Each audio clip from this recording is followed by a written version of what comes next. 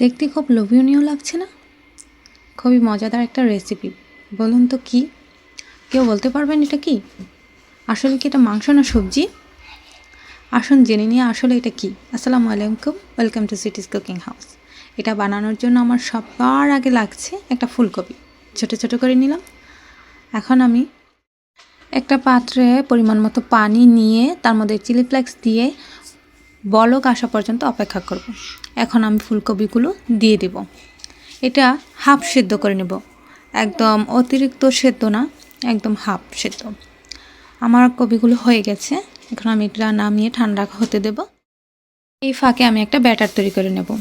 এর জন্য আমি প্রথমে দিয়ে দিলাম ময়দা আর পরিমাণ মতো, আর এখানে দিয়ে দিলাম 4 টেবিল চামচ কর্নফ্লাওয়ার, পরিমাণ মতো লবণ। এখন সুন্দর একটা লিকুইড ব্যাটার তৈরি করে নেব। আরেক পাশে আমি একটা কড়াইতে পরিমাণ মতো তেল দিয়ে নেব। এখন সেদ্ধ করা হাফ সেদ্ধ আর কি ওই ফুলকপিগুলো এই ব্যাটারের মধ্যে ডুবিয়ে ডুবিয়ে এইখানে ভেজে নেব। একটু লাল লাল করে ভেজে নেব, বেশি ভাজা যাবে না, আবার কমও ভাজা যাবে না। একটু ক্রাঞ্চি ক্রাঞ্চি ভাব আসবে, ওই পর্যায়ে উঠাই নেব।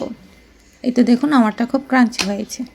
এখন আরেকটা প্যানের মধ্যে আমি পরিমাণ মতো তেল দিয়ে এখন রসুন কুচি, পেঁয়াজ কুচি আর মরিচ দিয়ে দিচ্ছি। কাঁচামরিচ যে যেরকম খাবে, বেশি দিলেও মজা লাগে, ঝাল কম বেশি বুঝে আর কি। এর মধ্যে দিয়ে দিচ্ছি লবণ, মরিচের গুঁড়ো, হলুদের গুঁড়ো, জিরা গুঁড়ো, একটু গরম মশলা আর আদা বাটা। এটা কিন্তু আদা রসুন একসাথে পেস্ট করা, ফ্রিজে ছিল। এখন একটু পানি দিয়ে কষিয়ে নেব। এর ফাঁকে দিয়ে দিচ্ছি টমেটো সস। এটাও ভালো করে মিশিয়ে একটু কষিয়ে নেব, ভালো করে কষিয়ে নিতে হবে।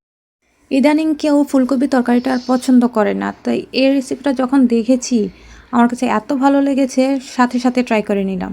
আর হ্যাঁ, এই ফাঁকে কিন্তু আমি একটু সয়া সস দিয়ে দিচ্ছি। এটা ভালো করে কষিয়ে এখন আমি ফুলকপিগুলো দিয়ে দেব।